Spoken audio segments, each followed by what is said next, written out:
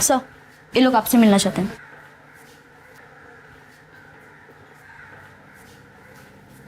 जी कहिए।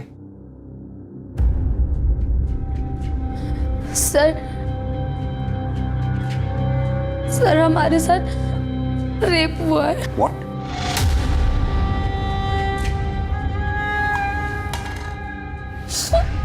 पानी पीजिए।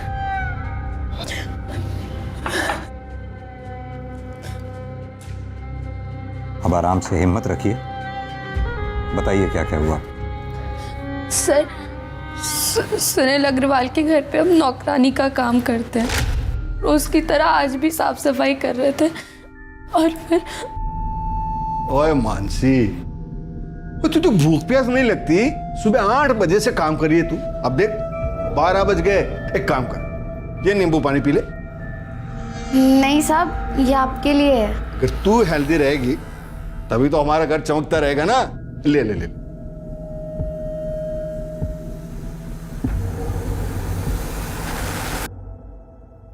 Very good. साहब मैं इसको किचन में रख के आती हूँ।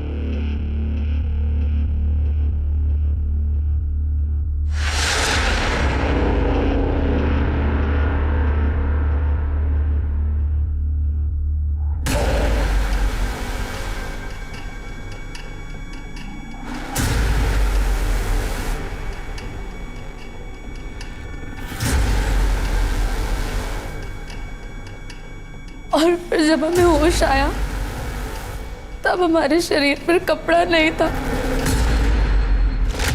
अच्छा, क्या आप इन्हें तुरंत पुलिस स्टेशन ले आए? इनका मेडिकल एग्जामिनेशन भी हो जाएगा। शर्मा मैडम, इन्हें हॉस्पिटल ले जाके इनका मेडिकल एग्जामिनेशन करवाइए। जी सर। पांडे सर, इनकी FIR लिख लो। और ये सुनील अग्रवाल, इसे जरा थाने बुलाओ।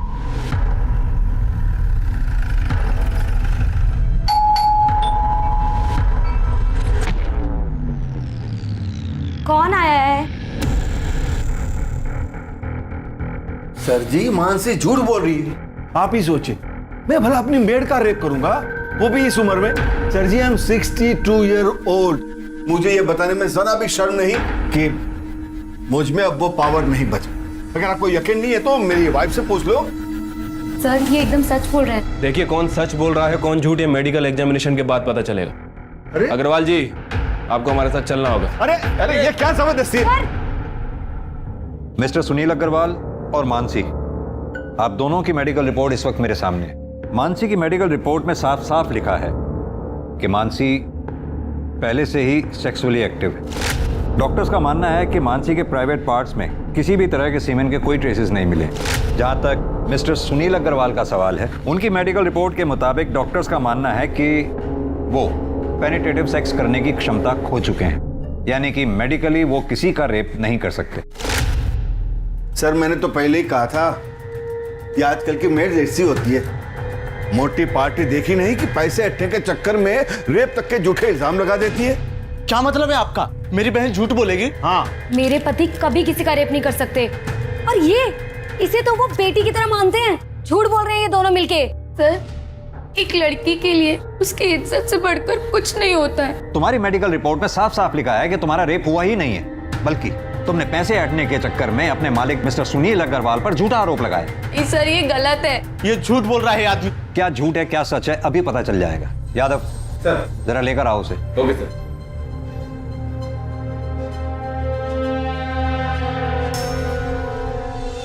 तुम? जी हाँ, इसका नाम है मनोज, तुम्हारा बॉयफ्रेंड। अब तुम खुद अपने भाई को बताओ कि मनोज और तुम्हारे बीच में शारीरिक संबंध है या नहीं। बोलो, क्या पूछ रहे हैं इंस्पेक्टर साहब? संभालिए।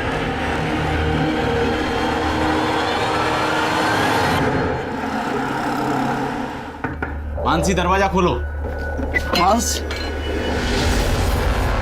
मानसी, मानसी।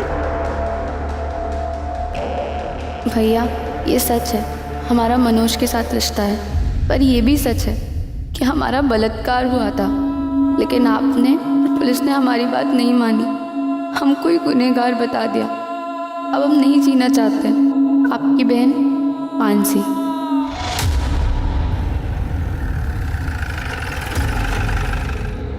मानसी ने सुसाइड किया, इसमें मेरा क्या दोष है? दोष है क्योंकि मानसी ने अपने सुसाइड नोट में साफ साफ लिखा है कि उसका बलात्कार हुआ था। साफ साफ बताइए कि माजरा है क्या? माजरा कुछ भी तो नहीं सर। माजरा क्या हो सकता है मतलब? सर ले आओ। सर ये बेड के नीचे 2 बॉक्स मिला है और देखिए इन बॉक्सेस में क्या मिला है। सेक्स टॉय भी रखा है सर। तो माजरा ये है, इससे आपने मानसी का रेप किया था। जवाब दीजिए। सर मेरे पति ऐसा किसी के साथ कर नहीं सकते सर। आप प्लीज चुप रहिए। इतना सब कुछ मिलने के बावजूद भी आप अपने पति की तरफदारी कर रही हैं। मेरे पति ऐसा कभी किसी के साथ कर ही नहीं सकते। आप शांत रहिए। हाँ, सारा कसूर मेरा ही है। मैं ही दोषी हूँ। मानसी ने मेरे कारण सुसाइड किया। I want the responsibility.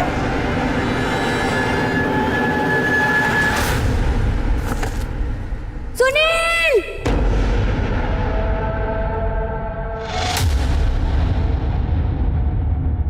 नमस्कार, आदाब। क्राइम पेट्रोल सतर्क के ब्लैक हेडलाइंस अध्याय के आज के एपिसोड में आप सबका स्वागत है। जिन लोगों से हमारा व्यवहार होता है उन पर भरोसा करना लाजमी है, लेकिन भरोसा एक ऐसी चीज है जो बहुत सोच समझ कर करना चाहिए। मानसी ने सुनील पर भरोसा किया और उसका दिया हुआ शरबत पी लिया। नतीजा ये हुआ कि वो सुनील द्वारा अननेचुरल यानी कि अप्राकृतिक तरीके से किए गए रेप का शिकार बन गई। पुलिस को सुनील के घर पर वो 2 बैग मिलने पर सुसाइड करना इस बात को साबित करता था। ये एक अजीब केस था जहां पर पीड़ित और प्रताड़ित दोनों ने ही आत्महत्या कर ली थी। पुलिस के केस क्लोज करने के बाद भी ये मामला तकरीबन 1 महीने तक मीडिया में चर्चा और वाद विवाद का विषय बना रहा। शहर के समाज सुधारकों के एक खेमे ने सुनील अग्रवाल और मानसी गोस्वामी की आत्महत्या के लिए पुलिस को दोषी ठहराया, जिसे पुलिस महकमे ने बेबुनियाद बता दिया। इतने हो हल्ले और हंगामे के बाद ये केस यहां बंद हो चुका था, लेकिन क्या वाकई में ये इस केस का अंत था या फिर ये एक बड़े केस का एक छोटा सा हिस्सा था?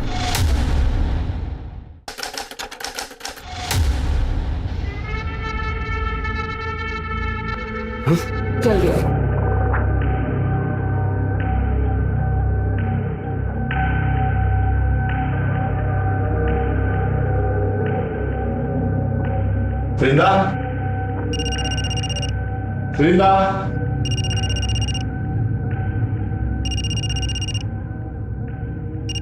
वृंदा, अरे कहां चली गई? साहब मैसेज चेक करो।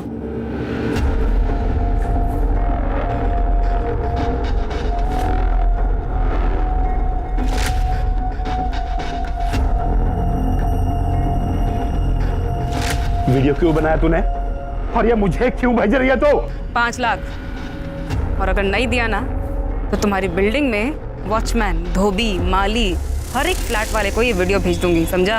अच्छा तो तू 24 घंटे हैं तेरे पास, रखती हूँ।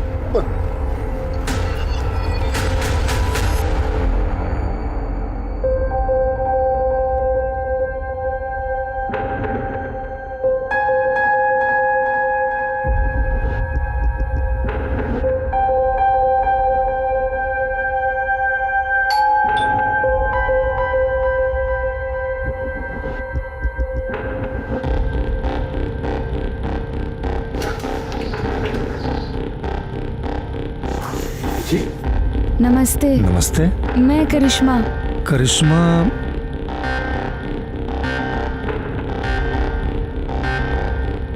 ओ हाँ हाँ करिश्मा, आ जाओ आओ, अंदर आओ बेटा। अरे खुशी, वो डोमेस्टिक हेल्प आ गई है करिश्मा, आओ बैठो बैठो।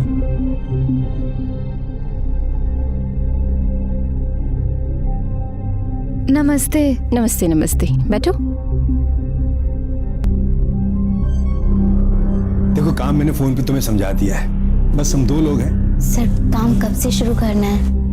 वो हम सोच रहे थे आज से ही कर देते। वो क्या है ना, हमारी माँ हमारे रहते दूसरों के घर में काम करती, हमको अच्छा नहीं लगता। और वैसे भी हमारे भाई की भी तबीयत ठीक नहीं रहती, उसके पास कोई नहीं होता तो वो परेशान हो जाता है। मुझसे क्या पूछ रहे हो? भले घर की लगती है, रख लो। ठीक है बेटा, तुम आज से काम शुरू कर दो। थैंक यू साहब। अरे ऐसे क्या, आओ मैं तुम्हें किचन दिखा दूं, आ जाओ।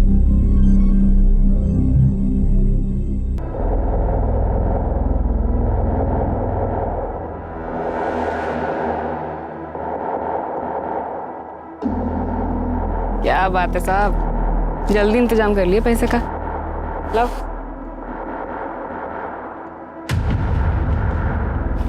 रब है ना, सब देख रहा है। तेरा भला नहीं होना कभी।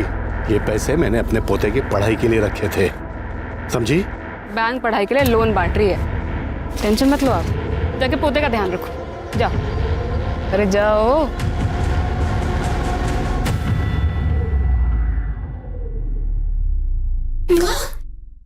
क्या हुआ रे? अरे क्या बात है? हाँ? ये देखो मैं आप लोगों के लिए क्या लेके आई हूँ। क्या लाई है? समोसा और जलेबी। ए, पैसा कहाँ से मिला रे? अरे जिनके काम करती हूँ उन्होंने दिए। वो ना समोसा जलेबी खाएगा। ये देख। हे जंगली माई, तेरा नौकरी ऐसे ही चलत रहे, जिससे हमरे मोनू का इलाज और पढ़ाई भी निमह जाए, घर भी चलत रहे।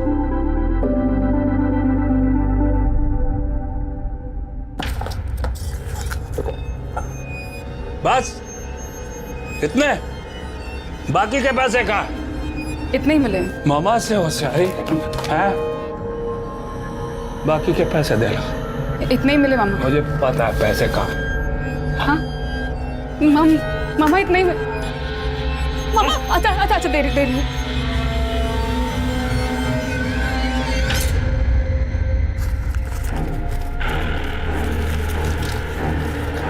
मामा इसके मुझे भी दे दे। ताकि तू भाग जाए। हैं? अरे तेरे माँ बाप ने जब तेरे को घर से बाहर निकाला ना, तो इस मामा ने आसरा दिया तेरे को। चल दबा जा।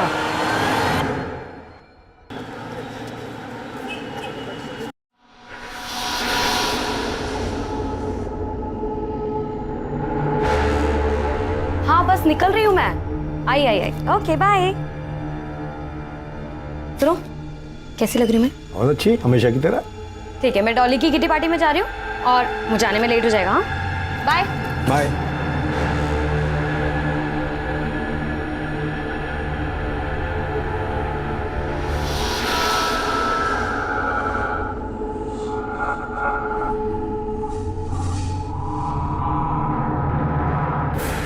अरे करिश्मा बेटा, ये जूस पी लो।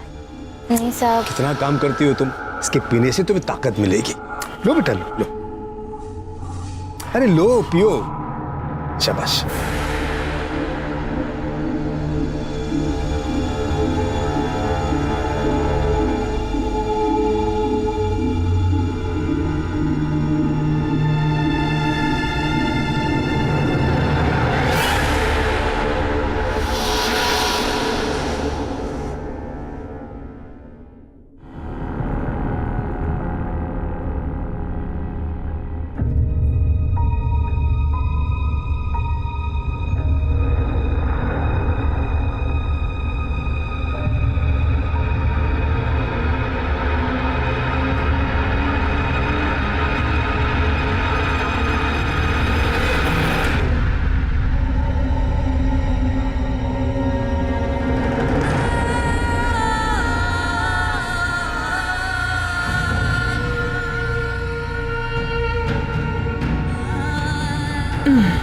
अरे आ गई तू, खाना लगा दे।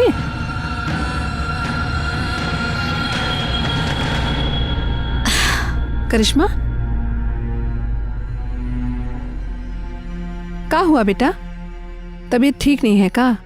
चाय पिएगी? चाय बना दे। हाँ, हमारा कुछ भी खाने पीने का मन नहीं, हम कल से नौकरी पे नहीं जाएंगे। उन लोगों ने डांट दिया का? देख बेटा, अब जो लोग इतना सामान पैसा सब दे रहे हैं, अगर कभी कोई चार बात बोल दे ना, दिल पे मत लगा। देख, तू नौकरी छोड़ देगी तो फिर मोनू का क्या होगा? फिर जल्दी इतना अच्छा काम नहीं मिलता है बेटा। ये हमारी बात मानना, जो भी उन लोग कहे सब अनसुना कर दे, फिर ये सब ठीक हो जाएगा। तो काम पे नहीं जाएगी तो घर कैसे चलेगा रे?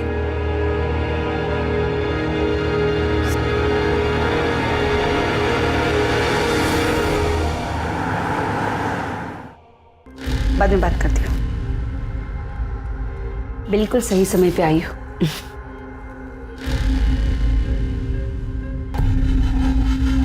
ये है तुम्हारा नया शिकार। कुछ दिन इसका पीछा करो, देखो ये सही समय पे किल ठोक दो। नमस्ते, मैं धीरे जरूर रहा हूँ। क्या लेंगे आप मालिक, चाय पानी? अरे नहीं, कुछ तकलीफ मत कीजिए आप। ये आपका बेटा है? हाँ। बेटा जरा यहाँ आना। क्या मुस्तिकर साहब? ये लो बेटा, ये तुम्हारे लिए। हाँ, जा जा बाहर खेलो, जाओ। अब ये लीजिए बहन जी, ये आप लोगों के लिए कुछ गर्मा गर्म जलेबी और नमकीन है। और हाँ, ये आपके लिए साड़ी। हमारे लिए साड़ी? हाँ लीजिए। करिश्मा नजर नहीं आ रही। हाँ, करिश्मा घर पे ही है, हम अभी बुलाते हैं। करिश्मा। हाँ माँ। बेटा भाग क्या ना, देख तेरे मालिक आए हैं। कैसी हो करिश्मा? बेटा कल काम पे नहीं आई तुम? मालिक इसका ना तबीयत थोड़ा ठीक नहीं था, लेकिन कल से आएगी। हाँ कल से आएगी काम पे। वो तो ठीक है। करिश्मा के लिए मेरे पास एक बहुत अच्छा सा ऑफर है। क्या है बहन जी, वो बहुत अच्छा काम कर रही है, तो मैं सोच रहा हूँ कि इसे अपने बहू बेटे के पास दुबई भेज दूं। दुबई? अरे जरा सोचिए बहन जी, यहाँ का 20 रुपया मतलब वहाँ का 1 रुपया, मतलब उसकी पगार 20 गुना बढ़ जाएगी। और हर 3 महीने में हम उसे आपके पास भेज देंगे मिलने के लिए, और आपकी और आपके बेटे की देखभाल के लिए तो हम है ही यहाँ पर। कहिए क्या ख्याल है आपका? अच्छी ये लीजिए, ये एडवांस। मालिक आप तो देवता आदमी है। ऐसा कुछ नहीं। करिश्मा ये तो किस्मत है, इतने अच्छे आदमी के काम करने को मिला।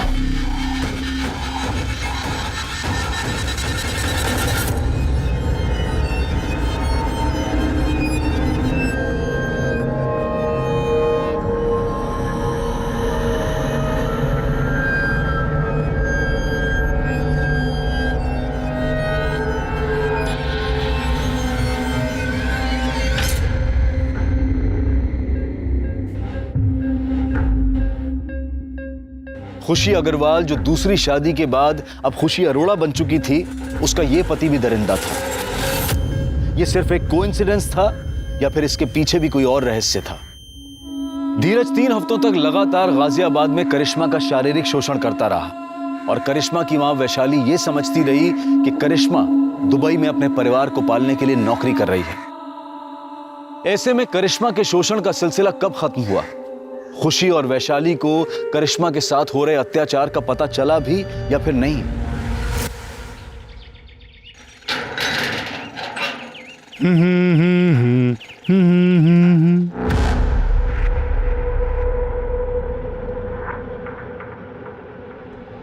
मैडम, मैडम,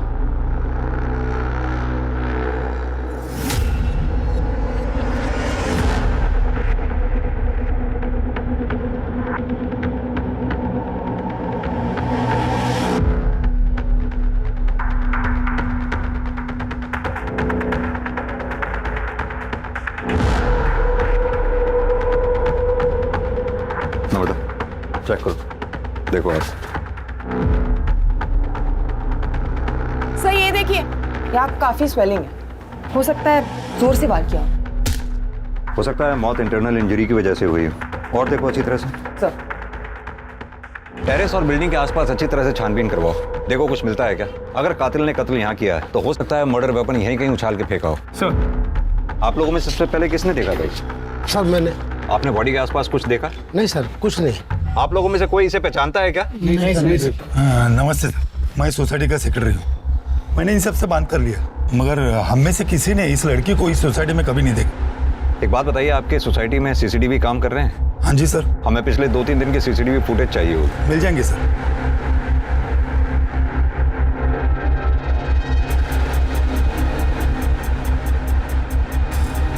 सर ये देखिए, सर पाँव के पास ये हेयर स्टाइल मिला है और ये हेयर कलर विक्टिम के हेयर कलर से काफी अलग है। सर मैंने पूरी बॉडी चेक की, लेकिन कहीं कोई निशान नहीं है और बॉडी के आसपास खून के धब्बे भी नहीं है। बाल का डीएनए विक्टिम के डीएनए से मैच करवाओ और बॉडी एक बार फिर से चेक करो, देखो कहीं कोई निशान तो नहीं। सर। संदीप, बॉडी का पंचनामा करवा के पोस्टमार्टम के लिए भिजवाओ और उससे पहले इसकी फोटोग्राफ्स लेके सोसाइटी में दिखाओ, देखो कोई पहचानता है क्या। अगर यहाँ कोई ना पहचाने तो आसपास की सोसाइटीज में दिखाओ। वहां भी अगर कोई ना पहचाने तो सोशल मीडिया पे डालो उसकी फोटोग्राफ, और इस एरिया के रहने वाले लोगों में विक्टिम का फोटोग्राफ सर्कुलेट करो। हमारे लिए इसके बारे में जानना बहुत जरूरी है, तभी हम कातिल तक पहुंच सकें। सर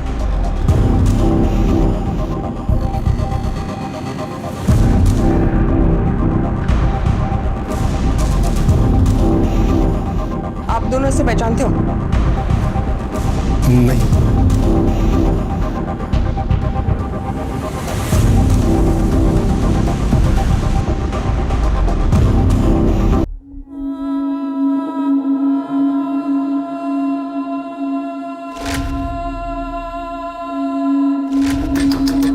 करिश्मा दरवाजा खोल बेटा। इसे खाना पीना छोड़ने से कोनो समस्या का हल नहीं निकलता। दीदी अगर तुम भी नहीं खाओगे तो हम भी नहीं खाएंगे। करिश्मा खोल दे बेटा।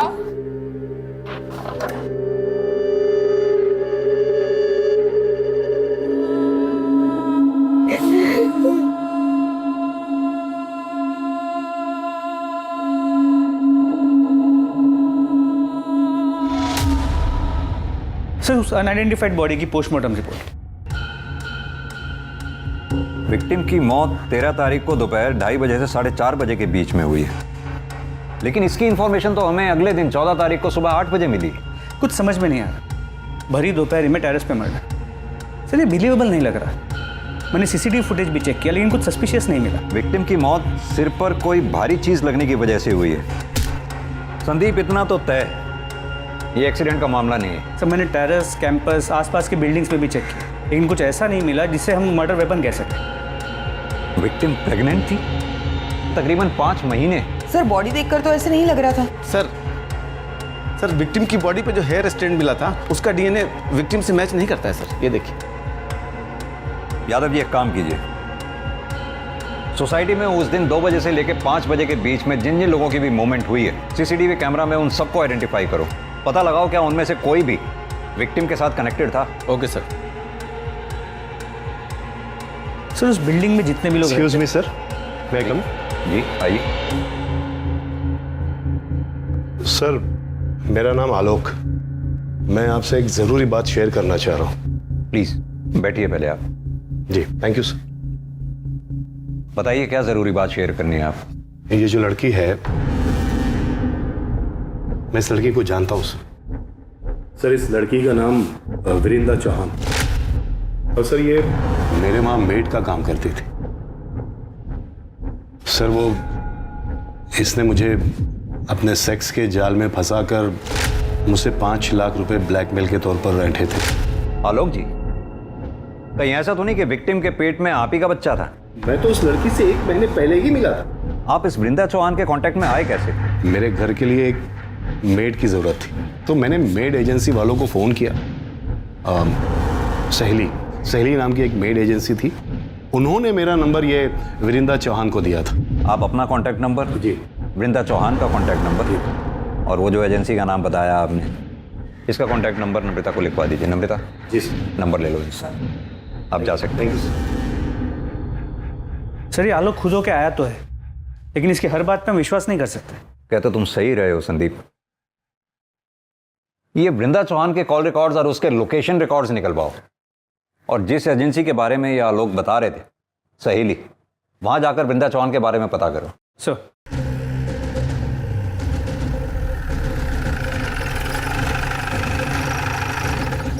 वृंदा हमारी एजेंसी के साथ 7 महीने से जुड़ी हुई। 2 महीने किसी के यहाँ काम करने के बाद एक दिन रोते रोते मेरे पास। ठीक। दीदी, इतनी चोट कैसे लगी तुझे? मेरे मामा ने आज मेरे साथ ऐसे जबरदस्ती किया, मुझे बहुत पीटा। तो अपनी माँ से बात क्यों नहीं करती? वो कुछ करेगी ना। मेरे मामा मुझसे बहुत नाराज है। उन्होंने मुझे घर से निकाल दिया है। मैं उनके पास नहीं जा सकती दीदी, नहीं जा सकती दीदी। वो एक अलग कहानी है। हम दोनों पुलिस के पास चलते हैं, पुलिस को बता दे। नहीं दीदी, पुलिस की बात करें तो मामा मुझे घर से निकाल देगा। मेरे पास रहने का कोई ठिकाना नहीं है। रोना बंद कर और ये बता कि तू मुझसे क्या चाहती? मामा ने बोला था कि उसको पैसे ला के दूंगी ना तो वो मुझे छुएगा नहीं। दीदी कोई ऐसा जुगाड़ बता दो जिससे कम समय में ज्यादा पैसे कमा सको, क्योंकि अगर ऐसा ही चलता रहा तो या तो मेरा मामा मुझे मार देगा या मैं अपनी जान खुद ही ले लूंगी। फिर मैंने उसे ऐसे लोगों के यहाँ काम करने का आइडिया दिया। वो क्या है ना साहब कि 2 पैसे एक्स्ट्रा भी मिल जाते हैं। मुझे उन सारे लोगों के नंबर चाहिए जिनके घर पे वृंदा ने काम किया था। हो सकता है उन्हीं में से कोई वृंदा के होने वाले बच्चे का बाप हो और उन्हीं में से किसी ने उसे मारा हो। क्या वृंदा प्रेग्नेंट थी? जी, पोस्टमार्टम रिपोर्ट के हिसाब से वृंदा के पेट में 5 महीने का बच्चा था। सर तो ये जरूर उसके मामा का काम है।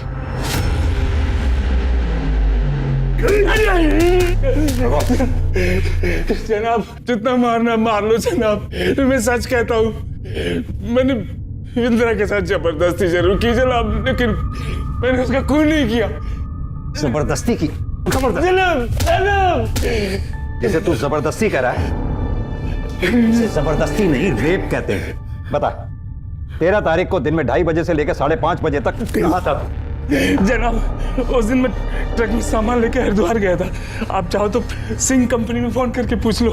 आइए जनाब। हमें सिखाएगा तू? वो जो इंदिरा जिन बुड्ढों को चूना लगाती थी उनमें से किसी ने मारा होगा जनाब।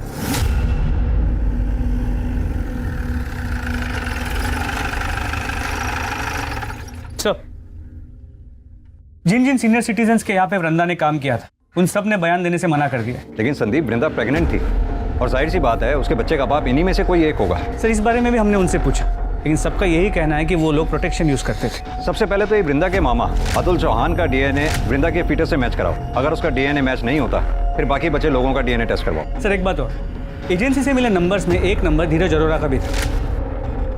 इस वृंदा ने कभी धीरज अरोरा के घर पे काम तो नहीं किया, लेकिन फिर उसका अगला टारगेट धीरज ही था। पर हमें वृंदा की बॉडी भी धीरज की बिल्डिंग से ही मिली है। सर हमने उन दोनों से फिर से पूछताछ की, लेकिन उन्होंने वृंदा को पहचानने से साफ मना कर दिया। मुझे वो 13 तारीख की सीसीटीवी फुटेज दोबारा चेक करेंगे। सर ये देखिए 3:30 बजे वृंदा चौहान बिल्डिंग में घुसती है। एक मिनट नंबर पॉज करना, जूम करना जरा। खुशी अग्रवाल। सर आप इसे जानते हैं? तुमने इसे पूछताछ की थी? जी सर, इनके हस्बैंड से भी पूछताछ की थी, लेकिन दोनों ने इसे पहचानने से मना कर दिया। हस्बैंड? जी सर, धीरज अरोरा। ये धीरज अरोरा। लेकिन सर आप उस खुशी को कैसे जानते हैं? संदीप करीब 1 साल पुरानी बात है। इस खुशी के पहले पति, इस खुशी का तब खुशी अग्रवाल नाम था और पहले पति का नाम था सुनील अग्रवाल। सुनील अग्रवाल के ऊपर उनके काम वाली ने बलात्कार का आरोप लगाया था और जब हम उनके घर में बयान की पुष्टि के लिए पहुंचे तो सुनील अग्रवाल का यह कहना था, मुझे यह बताने में जरा भी शर्म नहीं कि मुझ में अब वो पावर नहीं बचा। हमें यह भी पता चला कि उस काम वाली का एक बॉयफ्रेंड भी था। हमने ये सोचा हो सकता है कि उस काम वाली ने पैसे ऐंठने के लिए अपने मालिक पर झूठा आरोप लगाया हो। और हैरानी वाली बात यह है कि उस काम वाली ने आत्महत्या कर ली। उससे भी ज्यादा हैरान करने वाली बात यह थी कि उसने अपने सुसाइड नोट में कंफर्म किया कि उसके साथ बलात्कार हुआ था और बलात्कारी कोई और नहीं, वो खुशी अग्रवाल का पहला पति सुनील अग्रवाल ही था। हम उसके बयान की पुष्टि के लिए फिर उनके घर पे गए और छापेमारी के दौरान हमें उन दोनों के घर से सेक्स टॉयज मिले। उन दोनों को थाने लेके आओ। खुशी जी, हम कुछ समय पहले भी मिल चुके हैं। तब आप खुशी अग्रवाल हुआ करती थी और आज खुशी अरोड़ा। कुछ याद है आपको? जी सर। आज आप सेकंड मैरिज करके मूव ऑन कर गई, अच्छी बात है। Thank you sir.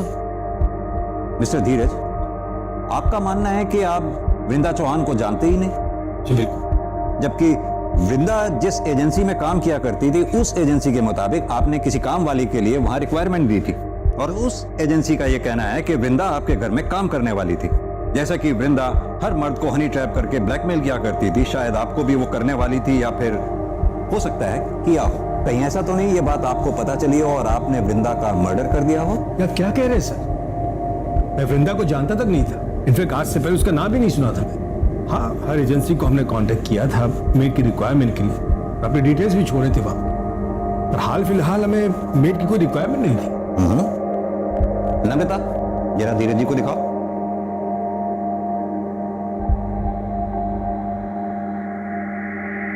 मिस्टर धीरज, कल आप अपने ऑफिस से 4 बजे घर लौट कर आए और फिर आधे घंटे बाद अपने घर से चले गए, जबकि हमने पता किया है कि आप अपने ऑफिस से रोजाना 7 बजे के बाद निकलते हैं। सर वो मैं अपने कुछ फाइल्स भूल गया था, इंपॉर्टेंट थे, इसलिए पर्सनली लेने आ गया था घर। और खुशी जी, आप कल अपने घर से 3:45 पे निकली और ठीक 10 मिनट बाद 3:55 पर घर लौट कर आ गई। सर ऐसी कोई बात नहीं है, मैं बस पैसे विड्रॉ करने गई थी वहां से। और आप स्टेटमेंट चेक कर लीजिए बैंक का, सीसीटीवी फुटेज होगा, आप वो चेक कर लीजिए। खुशी जी, ये एक अजीब सा इत्तेफाक नहीं है? 1 साल पहले भी जब हम मिले थे तब भी जुर्म आपके इर्द गिर्द ही हुआ करते थे और आज भी ठीक वही सिचुएशन है। सर इसे मेरी बुरी किस्मत समझ लीजिए या फिर कोइंसिडेंस। ठीक है, फिलहाल आप दोनों जा सकते हैं। Thank you.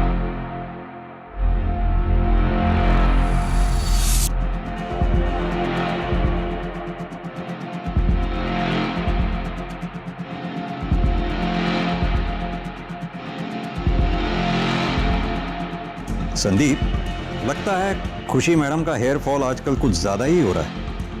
और सर इस बाल का कलर लगभग उस बाल के कलर जैसा है जो हमें क्राइम स्पॉट पे मिला था। मैं चाहता हूं कि तुम इस बाल का डीएनए पहले मिले हुए बाल के डीएनए से मैच करो। मेरी गट फीलिंग ये कहती है ये दोनों बाल एक ही इंसान के हैं और वो इंसान कोई और नहीं, खुशी अग्रवाल और खुशी अरोड़ा ही है। वृंदा का मर्डर एक के बाद एक रहस्यमयी मोड़ ले रहा था। किसने किया था वृंदा का खून? वो सीनियर सिटीजन्स जिनको वृंदा ब्लैकमेल करती थी, या फिर वृंदा का मामा जिसने उसका शारीरिक शोषण किया था, या फिर धीरज अरोड़ा जो वृंदा का अगला टारगेट था। अब इस केस में कुछ ऐसी कड़ियां खुलने वाली थी जो इन सारे रहस्यों पर से एक के बाद एक पर्दा उठाने वाली थी। सर, वृंदा के मामा अतुल चौहान का डीएनए वृंदा के पेट की फीटस के डीएनए के साथ मैच करता है। रिपोर्ट। यानी वृंदा के मामा के पास वृंदा को मारने का मोटिव था, लेकिन बिल्डिंग के उस सीसीटीवी फुटेज में ये मामा कहीं दिखाई नहीं दिया। वृंदा की बॉडी के पास जो हेयर स्टैंड मिला था उसके डीएनए रिपोर्ट का क्या हुआ? वो नम्रता लेके आ रही है। सर, वृंदा की बॉडी के पास जो हेयर स्टैंड मिला उसका डीएनए खुशी के डीएनए से 100% मैच करता है। ये देखिए। ये खुशी शक्ल से जितनी भोली दिखती है उतनी भोली है नहीं। एक काम करो, ये खुशी के घर का सर्च वारंट निकालो। सर, मैं वही चेक कर रहा हूँ, थोड़ी देर में फोन करता हूँ ना आपको। ओके। खुशी, मैं देखती हूँ। पूरे घर की अच्छे से तलाशी लो। सर, ये क्या हो रहा है सर? आप हमें अपना काम करने दीजिए।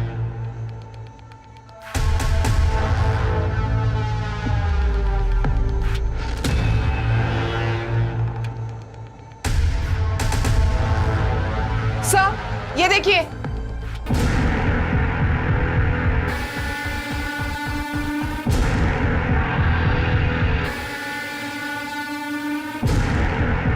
ये इस पिक में लड़की कौन है?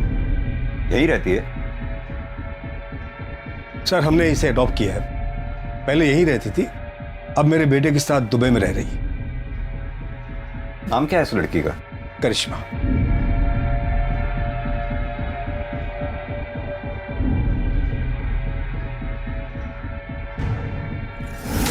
सर एक मिनट आइए, देखिए क्या मिला है। सर मर्डर वेपन तो नहीं मिला, लेकिन ये सब कुछ मिला है। और सर ये देखिए,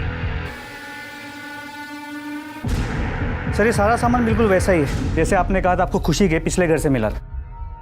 लेकिन वो सामान तो पुलिस ने जब्त कर लिया था। ये सामान आपने नया खरीदा है क्या? मुझे कुछ समझ नहीं आ रहा। मिस्टर धीरज, क्या आपकी भी सेक्स करने की क्षमता चली गई है? नहीं, क्यों? वो क्या है कि 1 साल पहले हमसे बहुत बड़ी एक गलती हो गई थी। मानसी गोस्वामी ने इनके पहले पति सुनील अग्रवाल पर एक आरोप लगाया था, बलात्कार। इनके पति ने गिल्ट में आके आत्महत्या कर ली, केस क्लोज हो गया। लेकिन उस केस का एक मुजरिम आज भी खुलेआम घूम रहा है।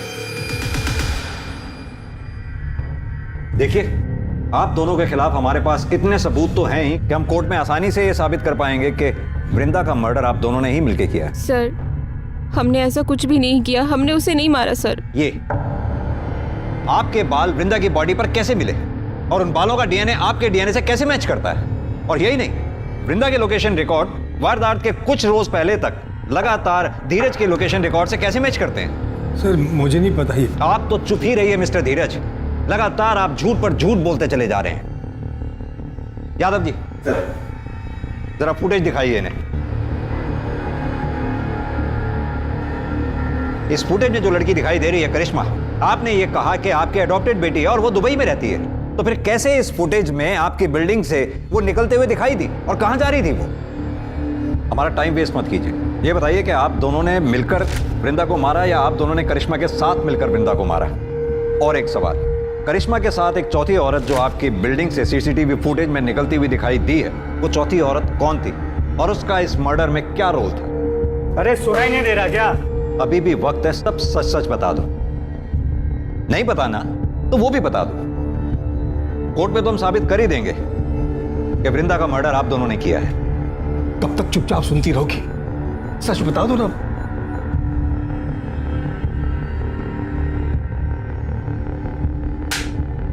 तुम्हारे पास फालतू का टाइम होगा, हमारे पास नहीं। बोलो। सर, हमने वृंदा को नहीं मारा, उल्टा वो हमें फॉलो कर रही थी, वो हमें ब्लैकमेल कर रही थी सर, और वो धीरज को फॉलो करते करते मुझ तक पहुंची। उसने हम दोनों को साथ देखा और उससे पता चल गया था कि हम दोनों पति पत्नी हैं।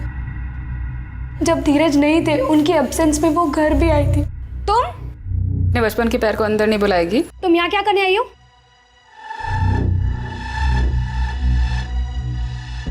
तुझसे इतना प्यार किया था, 9 साल पहले मुझे गांव में अकेला छोड़ा ही था। सारे गांव वालों ने मेरा सर मुंडवा दिया, माँ बाप ने घर से निकाल दिया, अम्मा ने मेरा रेप किया। ये अच्छा है, मेरी जिंदगी खराब करके अय्याशियाँ कर रही है। तो क्या चाहती है? 1 लाख रुपए। किस बात के 1 लाख रुपए? तेरे पति को बताऊं तेरे बारे में? खोलूं तेरी बोल? हवा टाइट हो गई तेरी। कहाँ से लाऊं मैं 1 लाख रुपए? घर पे रखे होते हैं 1 लाख रुपए। बाजू में ATM है और तेरे पास 2-3 अकाउंट तो होंगे ना। तो एक काम कर, सारे अकाउंट से थोड़े थोड़े पैसे निकाल के 1 लाख रुपए दे दो। मौसी हूँ तुम्हारे मुंह पर ला करके 1 लाख रुपए।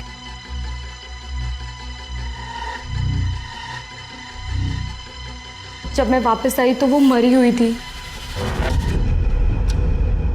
वृंदा, वृंदा। फिर मैंने तुरंत धीरज को कॉल किया। क्या बात है, क्यों बुलाया मुझे? जब मैं घर पहुंचा तो मैंने देखा कि वृंदा मरी पड़ी थी।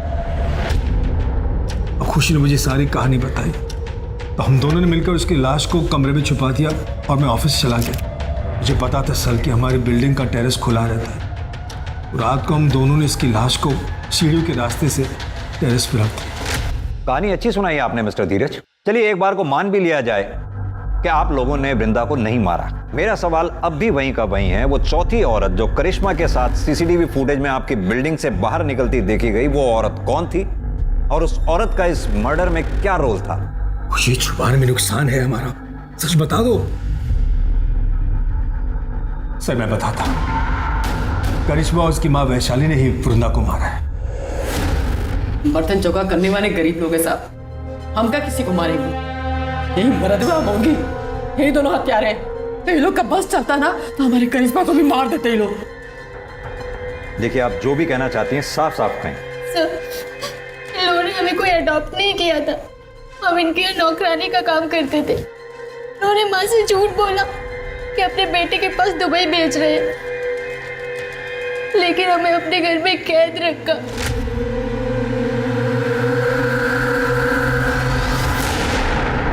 और पूरे 21 दिन हमारे साथ जबरदस्ती की।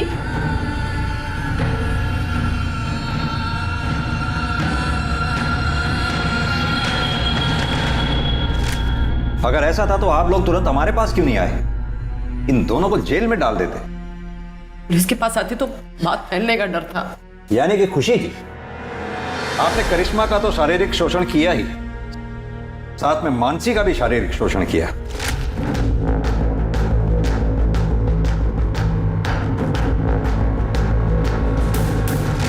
इतना ही नहीं, इस कुकर्म में आपके दोनों पति बराबर के भागीदार थे। पहला पति सुनील अग्रवाल, वो आपको ये कुकृत्य करते हुए देखता था, और आपका दूसरा पति मिस्टर धीरज अरोड़ा इस कुकर्म में आपके बराबर के भागीदार थे। आईपीसी की धाराओं की लंबी लिस्ट लगेगी आप दोनों की। ये बताइए कि वृंदा को क्यों मारा आप लोगों ने? हमने उसे नहीं मारा सर, यही दोनों ने मारा है। हम कैसे करेंगे उन लोगों का मर्डर? हम जब वहां पहुंचे, करिश्मा करिश्मा करिश्मा जब हमको चुपके से फोन करके इन लोगों को सारा सच्चाई बताई, हम करिश्मा को लेने के लिए इन लोग के फ्लैट पे पहुंचे। करिश्मा तो औरत पहले से मर चुकी थी। झूठ बोल रही है ये दोनों।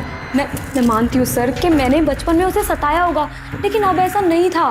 मैं प्रायश्चित करना चाहती थी और इसीलिए ना मैं उसे पैसे देने चाहती थी सर, लेकिन इन दोनों माँ बेटियों ने मिलकर उसे पहले से ही मार दिया था। साहब प्रायश्चित करके ना नौटंकी कर रहे हैं, नौटंकी। सर ये झूठ। ये केस उलझता ही जा रहा था। इस रेप और मोलेस्टेशन केस में ये तीसरी मौत थी। पहले मानसी और सुनील का सुसाइड और अब वृंदा का मर्डर। क्या कातिल इन्हीं लोगों में से था या फिर कोई ऐसा जो अब तक पुलिस की नजर से बचा हुआ था? संदीप, हो ना हो कत्ल इन चारों में से ही किसी एक ने किया है। हो सकता है खुशी ने वृंदा को मारा हो और फिर धीरज को फोन करके बुलाया हो वृंदा की लाश को ठिकाने लगाने के लिए। या फिर यह भी हो सकता है वृंदा के डर से खुशी ने धीरज को फोन करके बुलाया हो और उन दोनों ने मिलकर वृंदा को मार दिया हो। कौन हो तुम? कौन हो तुम?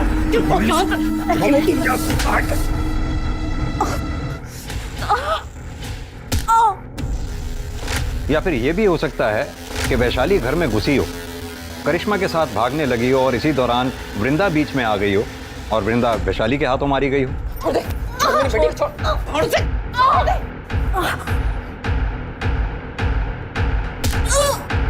कुछ समझ नहीं आ रहा है संदीप।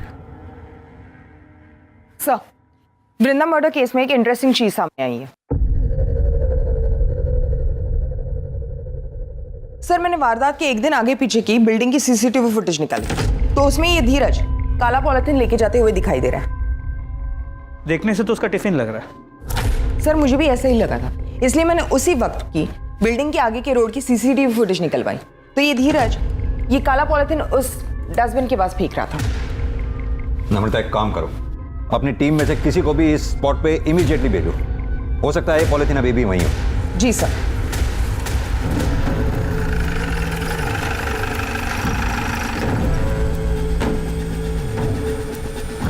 महेश। Yes sir.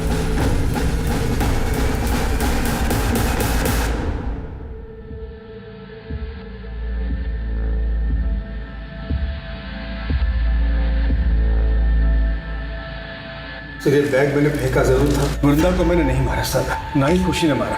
फिलहाल तो आप चारों में से जिसने भी वृंदा को मारा है बहुत जल्द पता चल जाएगा, क्योंकि हमारा फिंगरप्रिंट एक्सपर्ट उस गुलदस्ते की जांच पड़ताल में लगे हुए हैं। अभी भी टाइम है, आप में से जिस किसी ने भी वृंदा को मारा है शराफत से कबूल कर ले।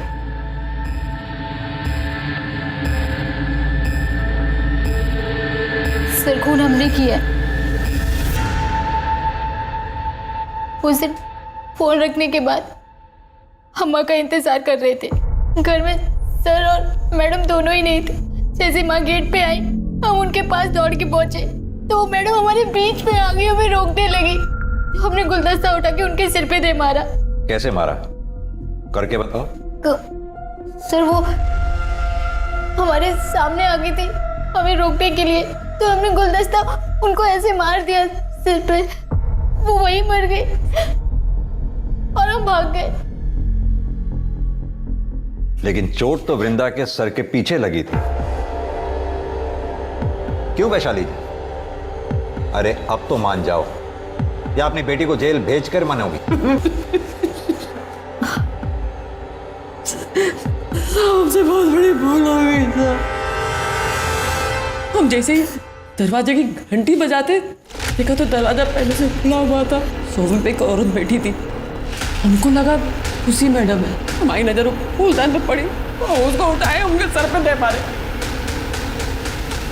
उसके बाद करिश्मा लेके वहां से भाग गए और इसीलिए हम करिश्मा को बलात्कार का केस लिखवाने के लिए पुलिस थाने नहीं आए। बिना देखे सुने, बिना सोचे समझे कुछ भी करने से पल भर में जीवन बिगड़ जाता है। जरा सा भी समझदारी से काम लिया होता तो अपराधी बनने से बच जाती। आज की तारीख में हमारे देश में समलैंगिक रिश्ते में होना कोई जुर्म नहीं है। अब तो कानून भी पास हो चुका है जो LGBT कम्युनिटी को मान्यता देता है। लेकिन अगर कोई भी रिश्ता हवस की आड़ में जोर जबरदस्ती से बनाया जाए तो वो जुर्म है। खुशी की दरिंदगी का शिकार ना सिर्फ मानसी, वृंदा और करिश्मा हुई, बल्कि खुशी की हिरासत के बाद और भी कई लड़कियां सामने आई। और इस सीरियल रेप और मोलेस्टेशन के लिए खुशी के साथ साथ उसके पार्टनर्स को भी सजा दी गई। ये केस दर्शाता है कि समाज के दरिंदों की कोई शक्ल नहीं होती, कोई जेंडर नहीं होता। लेकिन ऐसे कई केस रोके जा सकते हैं अगर सही समय पर पुलिस को इसकी सूचना दे दी जाए। हमें बस चौकन्ना और सतर्क रहने की जरूरत है। अब मैं अनूप सोनी आपसे विदा लेता हूं। फिर मुलाकात होगी क्राइम पेट्रोल सतर्क के ब्लैक हेडलाइंस अध्याय में एक और नए केस के साथ। और याद रखें, क्राइम और आपके बीच में सिर्फ इतना फर्क है कि आप कितने सतर्क हैं। सतर्क रहें, सुरक्षित रहें। जय हिंद।